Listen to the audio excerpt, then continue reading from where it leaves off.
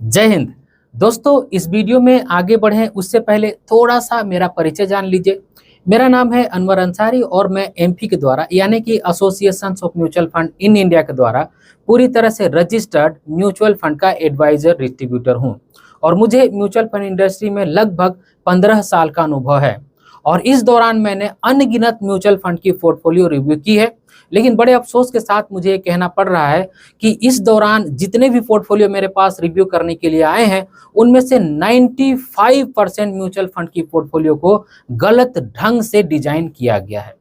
अब सवाल आता है कि ऐसा क्यों?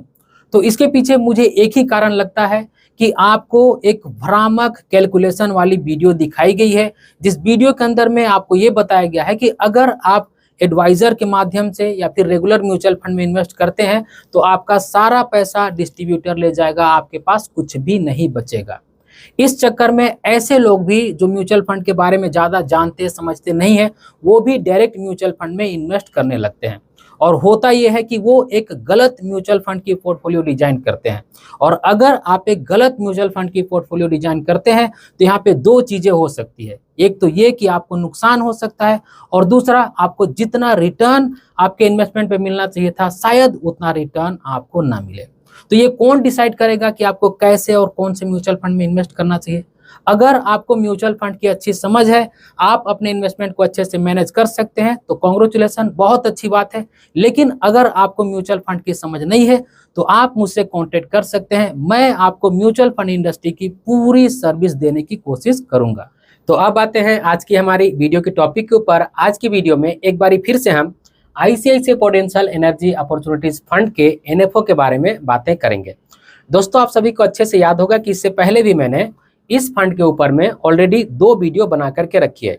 और एक वीडियो के अंदर में मैंने आप सभी को ये कंपेयर करके भी दिखाया था कि ICICI prudential energy opportunities fund में और एसबीआई एनर्जी अपॉर्चुनिटीज फंड में क्या अंतर है या फिर क्या अंतर हो सकता है। अगर उस वीडियो को आपने नहीं देखा है तो लिंक मैं डिस्क्रिप्शन बॉक्स में दे दूंगा, आप जाकर के जरूर से चेक कर लीजिएगा। तो इस वीडियो के मुख्य टॉपिक के तरफ आगे बढ़े, लेकिन उससे पहले थोड़ा सा हम इस एनएफओ का डिटेल जान लेते हैं, क्योंकि बहुत सारे ऐसे भी लोग होंगे जो नए होंगे या फिर इस एनएफओ के बारे में नहीं जानते होंगे। तो ये एनएफओ आ रहा है आईसीआईसीआई प्रूडेंशियल म्यूचुअल फंड की तरफ से, जो कि इंडिया की सेकंड लार्जेस्ट हाईएस्ट एएमसी है। तो इस फंड का जो लॉन्च डेट है वो है 2 जुलाई 2024, यानी कि इस फंड को लॉन्च हुए अच्छा खासा दिन हो गया है। और इसका इन डेट है 16 जुलाई 2024, और मैं वीडियो शूट कर रहा हूँ 15 जुलाई 2024 को। तो अगर आप सेम डे को वीडियो देख रहे हैं तो आज का दिन और कल का दिन यानी कि 16 जुलाई 2024 तक आपके पास समय है इस एनएफओ में पार्टिसिपेट करने के लिए। और अगर आप 16 जुलाई 2024 के बाद इस वीडियो को देखेंगे तो आपको ये एनएफओ अवेलेबल नहीं मिलेगा निवेश करने के लिए। हाँ, ऐसा नहीं है कि क्लोज हो जाने के बाद आप इस फंड में इन्वेस्ट कर ही नहीं सकते हैं। जब ये फंड सबके लिए अवेलेबल हो जाएगा निवेश करने के लिए तो फिर उसके बाद भी आप इस फंड में इन्वेस्ट कर सकते हैं। अब देखिए, जो भी 2 जुलाई 2024 से लेकर के 16 जुलाई 2024 के बीच में अपना पैसा लगाए होंगे या फिर लगाएंगे, उनको अलॉटमेंट 22 जुलाई 2024 के आसपास में मिल जाएगा। मैं आसपास इसलिए बोल रहा हूँ क्योंकि कभी कभार एक आध दिन की आगे पीछे भी होती है। तो अगर आपका ट्रांजेक्शन सही से हो गया है तो आपको अलॉटमेंट मिल जाएगा। और 22 जुलाई के बाद लगभग 5-6 दिनों के बाद ये फंड सबके लिए अवेलेबल हो जाएगा निवेश करने के लिए। और इस 5-6 दिनों के दौरान आपको अगर अलॉटमेंट मिल भी जाता है तो उसमें कोई भी माइनस प्लस होते हुए नहीं दिखेगा, तो आपको घबराने की बिल्कुल भी जरूरत नहीं है। फंड टाइप थीमेटिक एनर्जी होने वाला है, यानी कि ये फंड एक सेक्टोरल थीमेटिक फंड होने वाला है। यानी कि जब आप इस फंड में पैसा लगाएंगे तो इसका मतलब ये होगा कि आप एक सेक्टर में अपना पैसा लगा रहे हैं, जो कि oil, gas, power energy, wind energy, इस तरह की पावर जनरेशन करने वाली जो भी कंपनियां होगी उनमें आपका पैसा लगेगा। यानी कि सिर्फ और सिर्फ एक सेक्टर में आपका पैसा लगेगा। यहाँ पे आपको डाइवर्सिफिकेशन नाम की कोई भी चीज यहाँ पे देखने को नहीं मिलेगी। और इस फंड का इंडेक्स बेंचमार्क होने वाला है निफ्टी एनर्जी टीआरआई, यानी कि टोटल रिटर्न इंडेक्स। तो ये जो फंड है ICICI prudential energy opportunities fund, ये अपने रिटर्न का कंपेयर इसी इंडेक्स से करेगा, जो कि निफ्टी एनर्जी टीआरआई होने वाला है। इसमें अगर आप इन्वेस्ट करना चाहते हैं तो मिनिमम आप 100 रुपये से एसआईपी कर सकते हैं और लमसम आप 5,000 रुपये से कर सकते हैं। और क्योंकि एनएफओ में जनरली जब हम निवेश करते हैं तो हमको एनएबी का जो प्राइस है वो 10 रुपये पे ही मिलता है, तो यहाँ पे भी आपको 10 रुपये के प्राइस पर ही एनएबी मिलेगा। अब आते हैं अपने मुख्य टॉपिक के ऊपर। तो जैसा कि मैंने कहा कि इससे पहले भी मैंने आईसीआईसीआई एनर्जी अपॉर्चुनिटीज फंड के ऊपर में ऑलरेडी 2 वीडियो बना करके रखी है। और मैंने कोशिश की है कि उस वीडियो के अंदर में जो भी इस फंड से रिलेटेड सवाल होते हैं वो सभी का मैं आप सभी को आंसर दूं। लेकिन इसके बाद भी बहुत सारे लोग मुझसे फ़ोन करके पूछते हैं कि सर, इस फंड में हमें इन्वेस्ट करना चाहिए या फिर नहीं करना चाहिए। और कितने लोग तो यहाँ तक ये भी कहते हैं कि सर, मेरे पास 50,000 रुपये ही है, मेरे पास 1 लाख रुपए है, मेरे पास 5 लाख रुपए है, मेरे पास 10 लाख रुपए है, क्या मैं सारा पैसा इसी फंड में लगा दूं? तो इसका एक रीज़न मुझे समझ में आता है कि ये जो फंड है ना, ये एक रेपुटेटेड ब्रांड की तरफ से आ रहा है।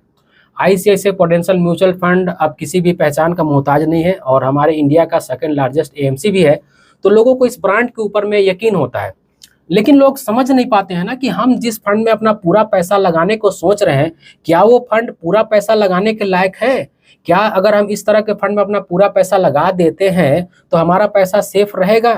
तो इसका जवाब है दोस्तों कि देखिए, सेफ्टी का तो यहाँ पे कुछ भी नहीं कहा जा सकता है, लेकिन कुछ ऐसे फंड होते हैं जिनमें आपको रिस्क थोड़ा सा कम या फिर ज़्यादा मिल सकता है। तो ये जो फंड है ना, ये एक तरह से एक्सट्रीमली रिस्की फंड है, क्योंकि आपका जो पैसा है वो एक ही सेक्टर में लगता है। यहाँ पे आपको डाइवर्सिफिकेशन नाम का कोई भी चीज़ नहीं मिलता है। जो भी पावर जनरेशन के सेक्टर में काम करने वाली कंपनियां हैं, सिर्फ आपका उन्हीं में पैसा लगेगा। तो किसी कारण से खुदा ना खास्ता अगर ये पावर जनरेशन जो सेक्टर है वो नहीं चलती है, या फिर निफ्टी एनर्जी में किसी तरह का कोई दिक्कत आता है, या फिर इस सेक्टर के जो बड़े दिग्गज नामचीन कंपनियां हैं उन 2-4 कंपनियों में भी अगर दिक्कत आती है, तो पूरा सेक्टर पर ही इम्पैक्ट पड़ता है। तो एक सेक्टर के हवाले आपका सारा पैसा रहता है यहाँ पे। तो आप ये कह सकते हैं कि थोड़ा सा अगर आप इस तरह के फंड में पूरा पैसा लगा देते हैं तो थोड़ा रिस्की हो जाता है। तो हमें इस तरह के फंड में, एक बार फिर से मैं आप सभी को बता दूं कि अगर हमारा कॉर्पस मान लीजिए कि 1 लाख रुपए है, तो उसका 10% के आसपास ही लगाना चाहिए। और अगर हम एसआईपी भी 10,000 का करना चाह रहे हैं तो ज़्यादा से ज़्यादा हमें 1 से 2,000 रुपये की एसआईपी करनी चाहिए। इससे ज़्यादा हमें पैसा नहीं लगाना चाहिए। सेक्टोरल फंड में हमारा एलोकेशन मैक्सिमम से मैक्सिमम 10 से 20% होना चाहिए, चाहे वो कोई भी सेक्टोरल फंड हो। और उसी 10-20% में अगर आपको मन करे तो एक सेक्टोरल थीमेटिक फंड लीजिए, या फिर मन करे तो आप 2 भी सेक्टोरल थीमेटिक फंड ले सकते हैं।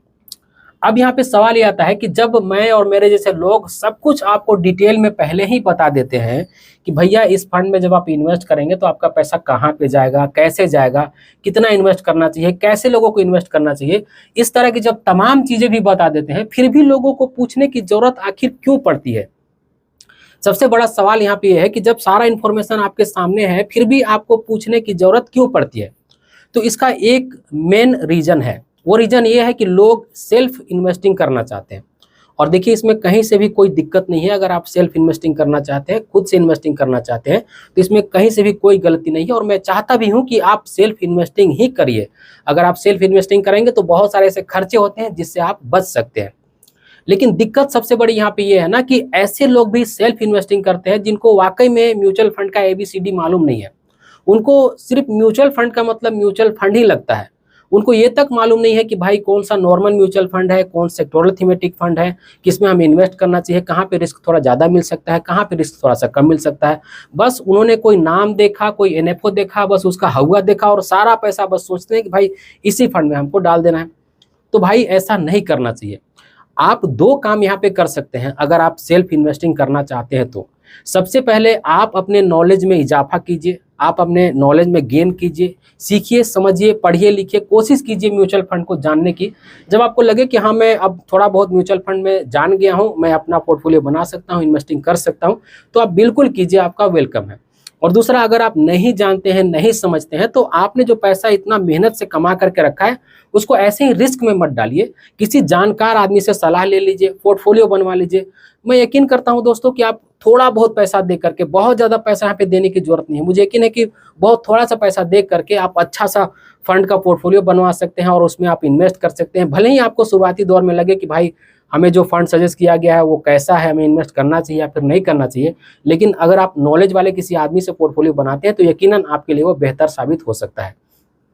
नहीं तो जब आप नए रहते हैं तो आपको मालूम नहीं रहता है आप करते क्या है कि जिस फंड में आपको इन्वेस्ट नहीं करना चाहिए उसमें इन्वेस्ट करते हैं, और अगर वहाँ पे लॉस हो गया तो लॉस भी आपको लेना पड़ेगा, और अगर आपको समय रहते मालूम चल गया तो वहाँ से विड्रॉ करना पड़ेगा। तो ऐसे में एग्जिट लो, टैक्सेस वगैरह दुनिया भर की चीज़ें लगती है।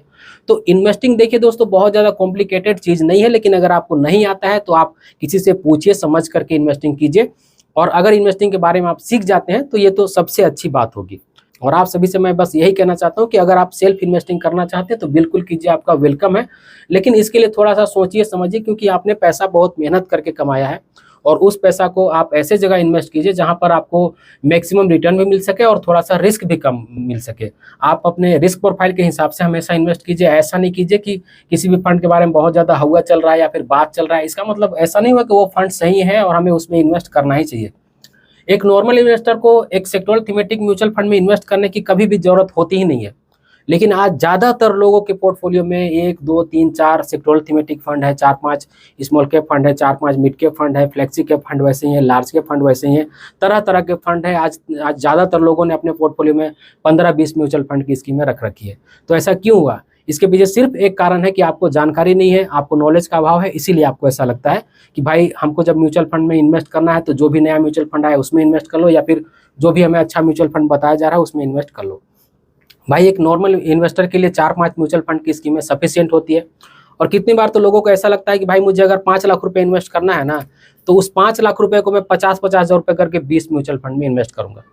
आपको थोड़ा सा सोचना चाहिए कि एक म्यूचुअल फंड का जो एयूएम है वो 20,000 करोड़ रुपए का है, तो क्या वो म्यूचुअल फंड आपका 2 लाख 4 लाख रुपया और नहीं संभाल सकता है? या फिर आपका 2-4 लाख रुपए लेते के साथ वो भाग जाएगा क्या? क्या वो बंद हो जाएगा क्या? तो ऐसा नहीं है दोस्तों, इतना भी ज़्यादा हमें डाइवर्सिफिकेशन नहीं करना है कि 10 लाख लगाना है तो 20 म्यूचुअल फंड 25 म्यूचुअल फंड की स्कीम चाहिए। अगर 10 लाख लगाना है, 20 लाख लगाना है, यहाँ तक कि 50 लाख लगाना है, 1 करोड़ रुपया भी लगाना है, तब भी 4-5 म्यूचुअल फंड की स्कीमें सफिशियंट है। तो मैं बस यही कहूँगा कि सेल्फ इन्वेस्टिंग कीजिए, लेकिन पहले सीखिए, समझिए, और अगर आपको कुछ भी समझ में नहीं आता है तो किसी से भी जिस पर आपको यकीन होता है उससे थोड़ा सा सलाह लीजिए, समझिए, सोचिए, फिर उसके बाद ही इन्वेस्टिंग कीजिए। क्योंकि आपका मेहनत का पैसा है, मैं नहीं चाहता हूँ कि उस पर लॉस हो या फिर एग्जिट लोड वगैरह लग करके आपका नाजायज़ खर्चा हो, आपका बेकार में व्यर्थ पैसा कहीं पर भी जाए। दोस्तों, बड़े बुजुर्ग कह गए हैं कि चीज़ों को जितना आसान और सरल रखोगे उतना ही हमारे लिए अच्छा होगा, और ये चीज़ें ना हर जगह पर काम आती है और हर जगह पर अप्लाई होती है।